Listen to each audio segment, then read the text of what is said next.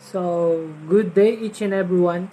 I am Dancel Mark B. Untalan and this is my report. Books cover virtually any topic, fact or fiction. For purposes, you will probably be looking for books that synthesize all the information on one topic to support a particular argument or thesis.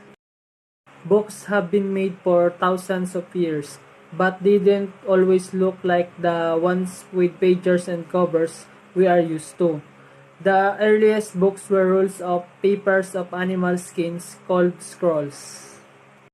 Around the year 1455, a German machine maker named Johannes Gutenberg invented a printing press with metal letters that could be moved around to print whatever he wanted. Copies of books could be made easily instead by one. So, books are not just important to me. It's very important to all of us. Reading books can be transforms lives. Books are words of wisdom spread in pages. Books help you connect with the greatest minds that have accomplished something in life. They reveal to you how great people have made things possible.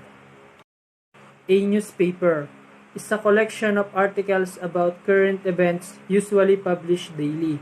Since there is at least one in every city, it is a great source for local information. The history of the printed newspapers goes back to 17th centuries Europe when Johannes Carolus published the first newspaper called Relation aller Vornehmen und Gedenkwürdigen Historien, account of all distinguished and commemorable news, in Germany in 1605. You can access some of the digitized versions from 1609 here.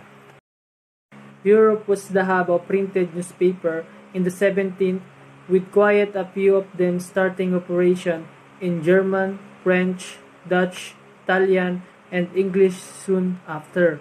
The first newspaper to be printed in India was the Hickey Bengal Gazette in 1780 from a printing press in Calcutta.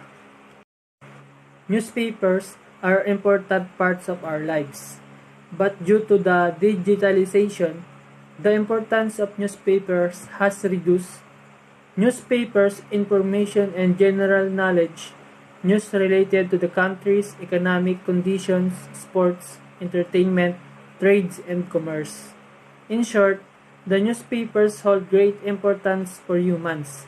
If we read the newspaper daily, it can develop our reading habit, enrich your knowledge, and make us more fluent. So, the next category is a magazine. It's a collection of articles and images about diverse topics of a popular interest and current events.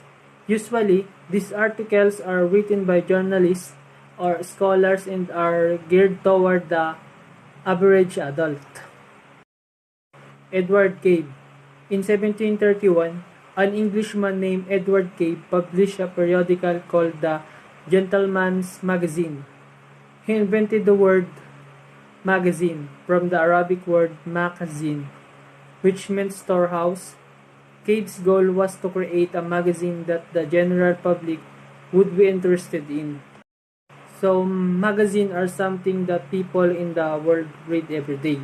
A magazine should never be confused with a newspaper, and there are three factors and distinguish the differences between them.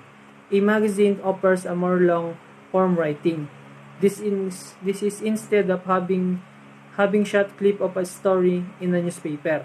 Another factor in published on a regular basis, magazines are published on a monthly basis and sometimes a weekly basis. On the other hand, newspapers are published every day for people to read. Finally, magazines are published on a better paper than newspaper are because they are meant to keep longer. The next category is a journal. It's a collection of articles usually written by scholars in an academic or professional field. An editorial board reviews articles to decide whether they should be accepted. Leonardo da Vinci.